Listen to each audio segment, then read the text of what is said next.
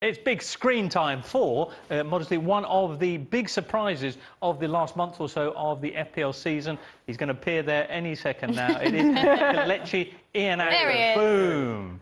Should we be adding Iheanacho to our collection? That's the question. I see, yeah. 9 goals in his last 9 appearances say yes, we should. But let's take a deeper dive on the numbers. First of all, that's the record since game week 22. And look at those three, the three most recent games. He's picked up 35 points across those 3 matches. Phenomenal stuff. Lee, where's this form come from, and is it sustainable? Well, yeah, he has been very, very good recently, hasn't he? But look at those oppositions there. You know, you've got Burnley, Brighton, Sheffield United. A hat-trick against Sheffield United. I think I could score a hat-trick against Sheffield United at the minute. So I'm not underplaying his value in FPL, because I do think he's a nice option. But listen, he's not played the best opposition there. And when he has, against Liverpool and Villa and Arsenal, you know, nil point. So is he a bit of a flat-track bully? Maybe. Sam, could Lee score a hat-trick against Sheffield United? You've seen him play. Absolutely not. No, definitely not. I really like Iheanacho. I think he's offering something really different to that front line that, you know, if you're looking for some differentials, why not? Harvey Barnes doesn't look like he's coming back anytime soon. Yes, Maddison's coming back in, and that might affect the minutes that Iheanacho gets. But this is the first time we're really seeing Iheanacho play alongside Jamie Vardy. In the past, they've played separately, and Iheanacho's come in for matches when Vardy's been absent through injury, that sort of thing. But they've struck up a bit of a partnership in the last few game weeks, and this is the result of that. And I just think he looks like a really, really nice differential option. He's one I'm certainly thinking about for my wildcard. And it's meant that Jamie Vardy has almost turned more provider to Iheanacho. When we look at the numbers of Iheanacho in a bit closer detail, 6 goals, 18 shots and a hugely impressive 33% conversion rate. That's just from his last 6 Premier League appearances. So in terms of these numbers, Lee, this has got to be surely really encouraging for FPL managers if they're looking to take a risk and get him in, and it's not a lot of money to spend. Well, that is the big thing, right? I mean, if we were talking about an 8 or 9 million striker here, like a Timo Werner, you'd be a bit reluctant even with these stats. But at 5'7", he does look very good. The one thing I will say is, yes, he's looked great as the 2 with Vardy, but he hasn't really shown us much over the last 2 or 3 years, I'd suggest, to say that he's got any consistency about him. They've got 2 really tough fixtures coming up next, Man City, and then I think it's West Ham, before the fixtures get sensational for Leicester.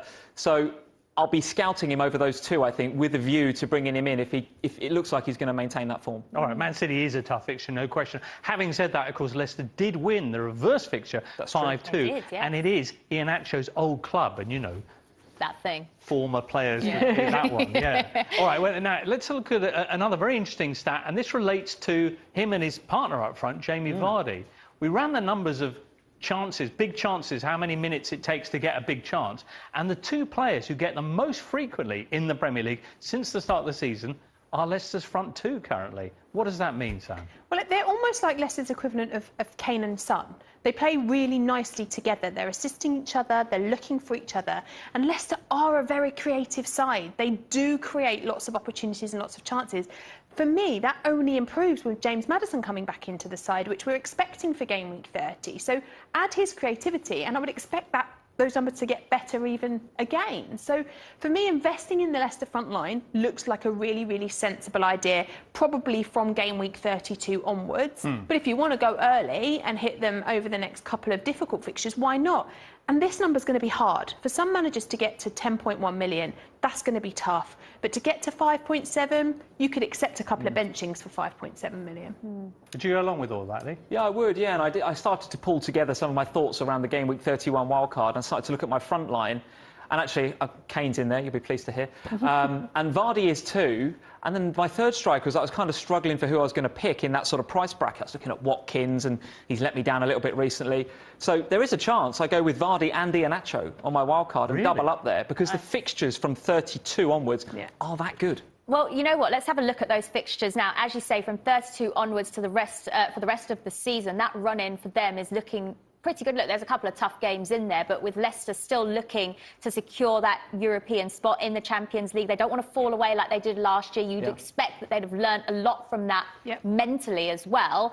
They're going to be gunning for it right till the end of the season. And when they've been in such good form, how can Brendan Rodgers drop him? I mean, I totally agree. I think these 4 fixtures in the middle, perfect. These ones on paper look really difficult. But these are against sides that they are competing with for position in the league. They are not going to give up points easily to Manchester United, Chelsea and Spurs. They will be difficult, high-scoring games. Spurs' fixture is always high-scoring. They're never low-scoring affairs. I can't see he drops him. He's been on such good form. I just think he'll continue to play.